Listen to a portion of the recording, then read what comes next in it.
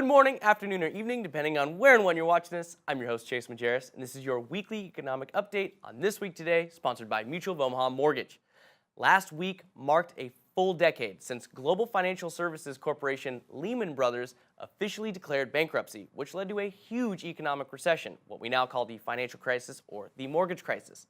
Today we'll be taking an abbreviated look on the trying times of 2008 and how that recession is still affecting people today. Let's get started.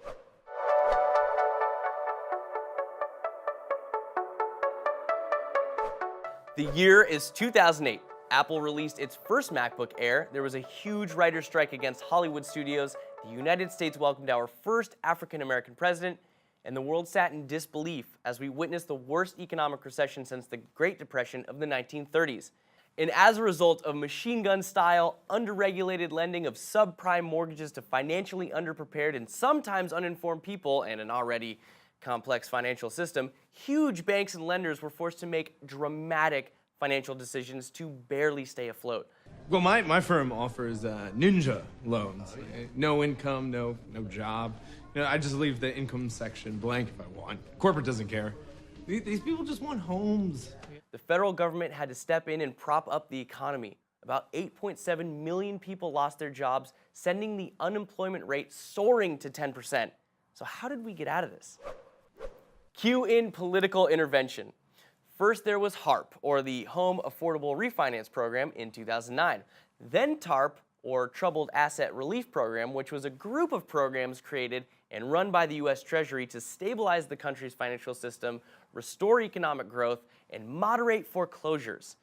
And while they bailed out most of the big banks, AIG, some automakers, and eventually forced the conservatorship of Fannie Mae and Freddie Mac by the federal government, that didn't bail out your average American per se, which prompted the Occupy Wall Street movement of 2011.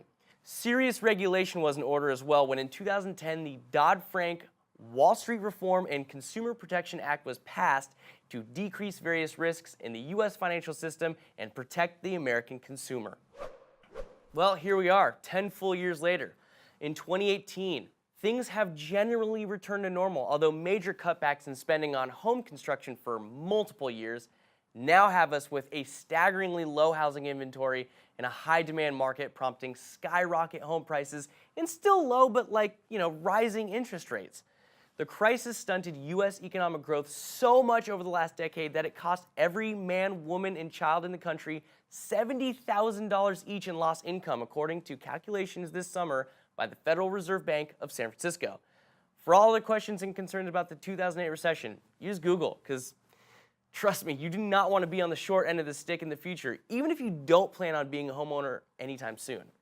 Also, watch one of my favorite movies, The Big Short, so that we can all continue to debate whether or not policymakers of that time got the politics wrong but the policy right. Short everything that guy has touched. I want $500 million more swaps. You sure about that? The collateral calls could bankrupt you. Yeah.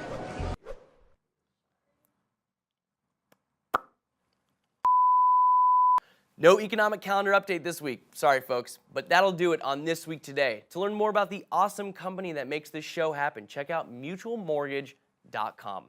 I'm your host, Chase Majerus. You can find Mutual of Omaha Mortgage or myself on social media.